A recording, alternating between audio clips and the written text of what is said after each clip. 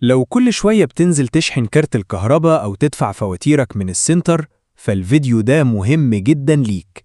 النهاردة هنتكلم عن تطبيق سهل اللي بقى من أشهر تطبيقات الدفع الإلكتروني وشحن كروت الكهرباء في مصر. التطبيق تابع لشركة ايجيبت باي، والفكرة الأساسية منه إنك تقدر تشحن كارت الكهرباء NFC من موبايلك مباشرة، وكمان تدفع فواتير وخدمات كتير جدا من مكانك.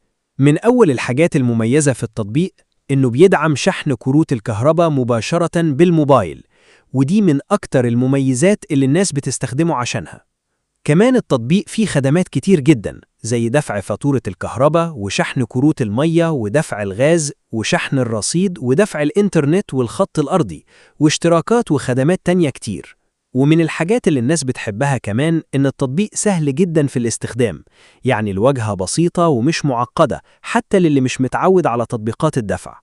التطبيق كمان بيدعم طرق دفع مختلفة زي البطاقات البنكية وبطاقة ميزة وبعض المحافظ الإلكترونية.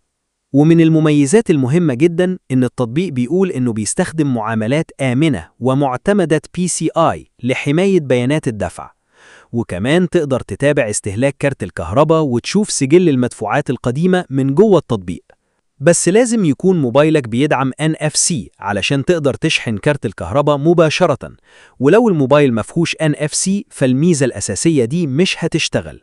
لكن بشكل عام التطبيق تقييماته عالية جدا على جوجل بلاي وآب ستور، وده معناه إن أغلب المستخدمين تجربتهم معاه كويسة.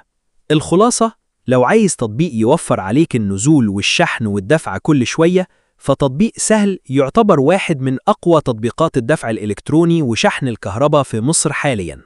ولو جربت التطبيق قبل كده، قول لنا رأيك في التعليقات، وشارك الفيديو مع أي حد بيتعب في شحن كارت الكهرباء.